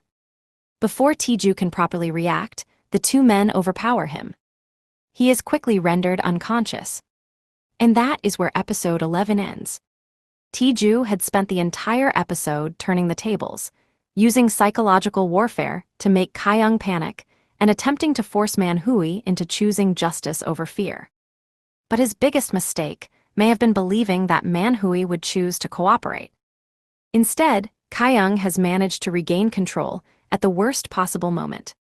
The episode, therefore, leaves us with a dangerous reversal. Tae-joo finally knows who the real enemy is. He knows Kyung has been behind the manipulation, the murders, and the attempts to destroy his family. But knowing the truth and proving it are two completely different things. And now Tae-joo is unconscious in Kyung's hands. With Kyung-ae still caught in the middle, Man-hee desperate to protect his wife, and Kyung increasingly willing to kill anyone who threatens to expose him, the situation has never been more dangerous. The question now isn't whether Kyung will try to silence Tae-joo. It's whether Tae-joo will survive long enough to expose him. Episode 12 of The Husband brings the drama to an emotional and complicated conclusion. The criminal case surrounding Noh Man-hee and Choi Kai-woong finally reaches its end. But the biggest question of the finale is actually much more personal. After everything Kang Tae-joo and Go Se-yoon have been through, can their marriage survive? Throughout the series, Tae-joo and Se-yoon have repeatedly struggled with the same problem. They care deeply about each other, but Tae-joo has a habit of keeping painful truths to himself because he believes he is protecting the people he loves. Se-yoon, meanwhile, wants honesty and communication rather than being kept in the dark. By the finale, that difference has taken a serious toll on their relationship. The episode begins with the danger surrounding Tae-joo reaching its peak. Noh Man-hee has reached a desperate point because of his wife, Kim Kyung-ae. Her condition has left him willing to cross almost every possible line to keep her alive. His desperation eventually leads him to kidnap Tae-joo and take him to an abandoned building. Tae-joo immediately realizes that Man-hee isn't simply trying to threaten him. Man-hee wants Tae-joo to perform a medical procedure involving fetal stem cells. His objective is to use the procedure to save Kyung-ae. For Tae-joo, this situation puts him in an impossible position. He is being held against his will, but at the same time, there is a seriously ill woman whose life may depend on his medical skills.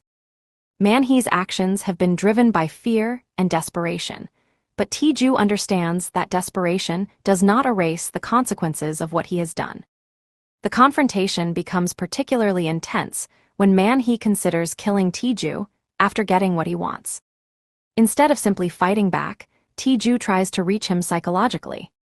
He tells Man-hee to think about what would happen if he actually went through with it. Even if Man-hee succeeded in saving his wife, he would still have to live with the knowledge that he had murdered someone.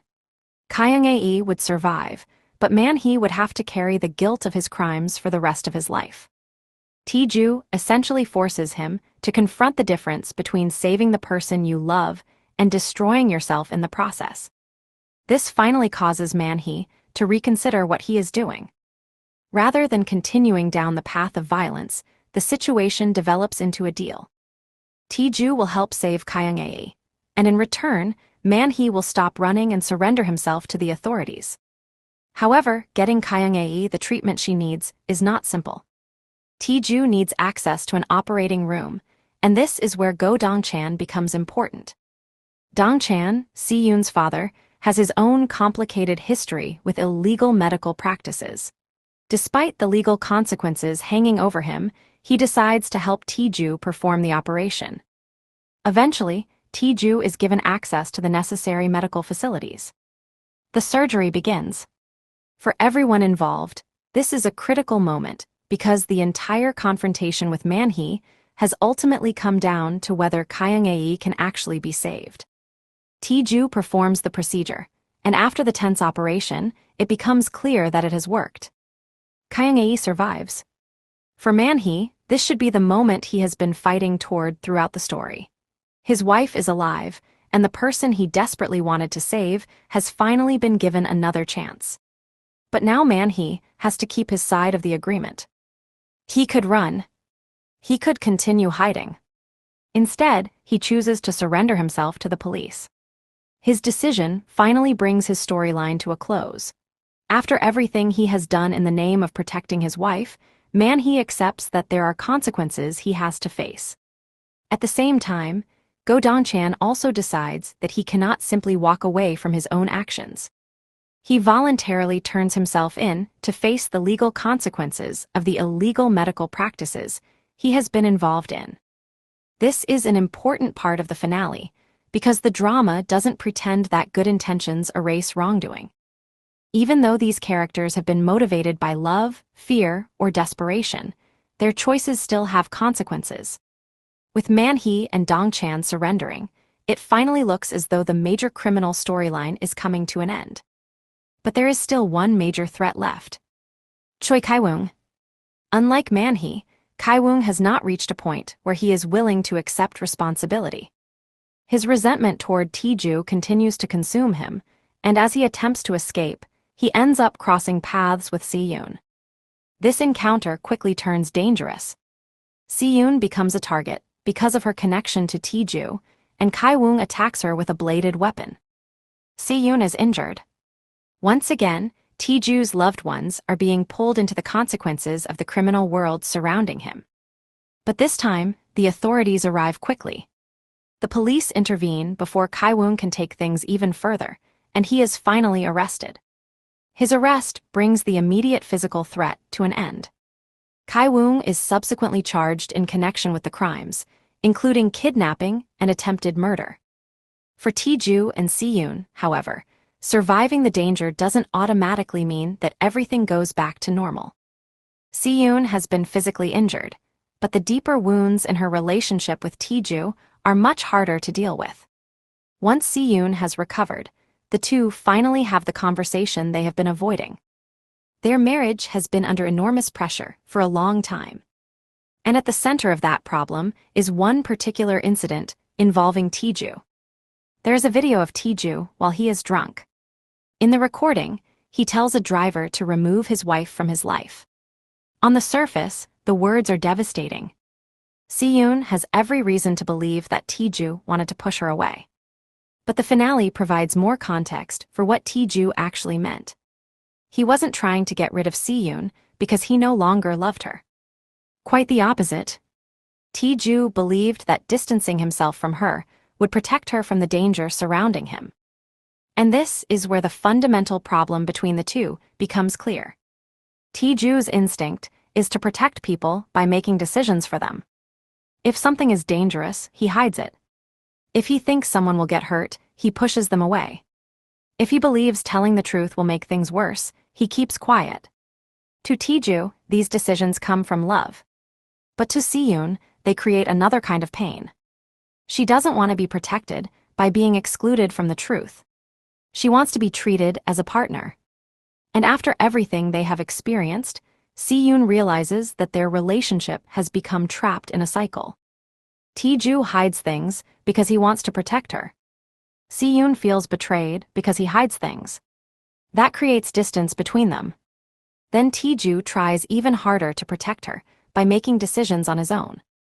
And the cycle starts all over again. Eventually, Se-yoon reaches the painful conclusion that love alone isn't enough to fix their marriage. So she makes a decision. She asks Tae-joo for a divorce. This is one of the most emotional moments of the finale, because the breakup isn't presented as the result of hatred. There isn't suddenly a revelation that they never loved each other. There isn't another person coming between them. Instead, their marriage has simply become emotionally exhausting. They love each other, but they don't know how to love each other in a way that makes the relationship healthy. Tae-joo understands this. Rather than fighting Se-yoon's decision, he accepts it. He acknowledges that they approach love and protection differently. Tae-joo believes that taking pain upon himself and keeping people away can be an act of love. Se-yoon believes that real partnership requires honesty, even when the truth is painful. Neither of them is completely without reason. But together, they have reached a point where those differences are hurting both of them. And so they separate. Their divorce is finalized. At this point, it would be easy to assume that the story is simply ending with Tae-joo and Se-yoon moving on separately. But the drama isn't quite finished with them yet. The final scene gives their relationship a different kind of ending. It takes place on the birthday of their deceased daughter. The significance of the location and date immediately makes the scene emotional. Even though Tae-joo and Se-yoon are now divorced, their shared history hasn't disappeared. They have experienced love, loss, marriage, conflict, and grief together. So when they meet again, there is understandably a certain awkwardness between them. But the atmosphere is different from the tension we've seen throughout much of the drama. They aren't fighting. They aren't hiding from each other. They aren't trying to control what the other person does. They're simply talking.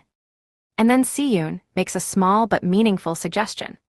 She asks Tae-joo if he wants to go for a walk. Tae-joo agrees. The two begin walking together. And that is where the drama ends. Importantly, the finale does not explicitly say that Tae-joo and Se-yoon have gotten back together. There is no dramatic remarriage. There is no declaration that their divorce has been reversed. Instead, the ending deliberately leaves their future open. But there is a major difference between this final interaction and the way their relationship worked before. They are no longer husband and wife, but they have reached a point where they can be in each other's lives without constantly hurting one another. Their relationship has become calmer. They have finally started respecting each other's choices. And perhaps most importantly, Tae-joo no longer has to decide what is best for Se-yoon without allowing her to have a say. The ending, therefore, isn't necessarily about whether they will reunite romantically. It's about whether they can finally have a healthier relationship after everything they've survived. In that sense, the divorce isn't necessarily presented as a complete failure. Sometimes, the finale suggests, loving someone doesn't mean holding onto a relationship at any cost. Tae-joo and Se-yoon had spent so much of their marriage trying to protect each other that they ultimately stopped communicating properly. By separating, they finally create enough space to understand one another. And the final walk gives us a glimpse of what that new relationship might look like. There is still affection between them. There is still grief they share. There is still a connection that cannot simply disappear because a legal document has ended their marriage. But this time, there is no pressure to immediately define what they are. They can simply walk together. Meanwhile, the criminal storyline has also reached its conclusion. Noh Man-hee has surrendered after keeping his promise following Kyung-ae's successful surgery. Go Dong-chan has also accepted responsibility for his own illegal actions. And Choi Kai-woong has finally been arrested after his attack on Se-yoon. So by the time the final scene arrives, the external threats that kept Tae-joo and Se-yoon trapped in crisis have largely disappeared. What remains is the question of what they will do with their lives now. And the drama chooses not to give us a definitive answer. Instead, it ends on something much quieter. Tae-joo and Se-yoon walking side by side. Not as husband and wife. Not necessarily as a reunited couple. But as two people who have finally reached a place where being together doesn't have to mean hurting each other. After everything they've been through, that may be the most hopeful ending the drama could give them. Their love hasn't disappeared. Their marriage has ended. But their relationship doesn't have to. And that's ultimately where the husband leaves Tae-joo and Se-yoon. Separated, but no longer enemies, divorced, but still connected, and finally capable of moving forward without allowing the past to completely destroy what remains between them.